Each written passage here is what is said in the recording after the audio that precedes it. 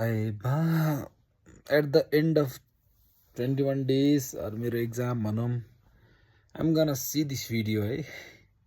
It's gonna be story, मेरो excuse gonna be story, or it's gonna be story of discipline or story of regret भने जस्तै. आजको दिन was pretty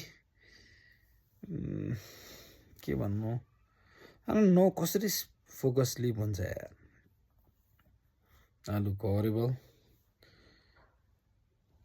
Today is बिहान उठियो 4:30 अनि त्यसपछि 5:30 6 बजीसम्म पढियो 1.5 hour अनि त्यसपछि लाएर फ्रेस भइयो टिल 7 नै एकछिन हेरियो मजाले अनि 1 hour 30 minutes जस्तो अनि त्यसपछि लाएर 7 बजे कोलम्बिया गइयो 7 देखि 8 एक्जाम भन्ने बानाले 7 देखि 10 पढिएन 3 घण्टा you just miss 3 fucking hours mate. That's the reality of life.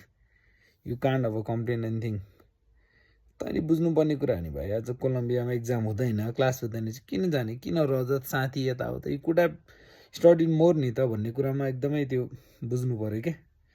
अनि देन त्यहाँ गयो चिया खायो 2टा दुनट खायो फेरि 2टा चिया 3टा दुनट खायो. त्यसपछि 10 बजे घर फर्क्यो. एक्चुअली स्टार्टेड स्टडी एट 11 अनि 1 घण्टा फेरि व्यवस्थापन पढ्यो विच इज गुड.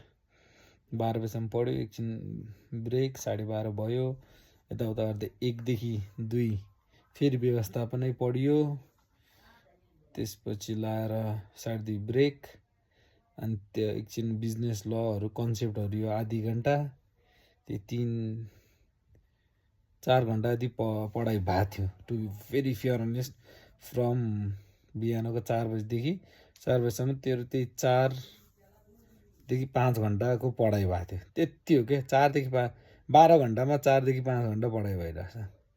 अनि 4 बज्यो 4 बजेपछि पसल गयो 4:30 भयो अनि 5 बज्यो अनि केटो गायब आलेकोमा गयो चाउमिन खायो किनकि बिहान दुनट खाएको थियो एसोसिएसन थियो सुगर नखाने पनि आएको थियो मेमोरी प्रब्लम छ लिकी गट सब कुरा भन्ने थियो तर पनि गरियो. त्यसपछि लाएर स्टोरी हो हेर्न 21 दिनपछि भिडियो हेर्छस् probably Rashmita no XYZ Rashmita. अनि त्यसपछि लागेर त्यही अनि 5 hour जस्तो स्टडी भयो. अनि 5-6 बजी रोशनसँग डुल्यो होइन.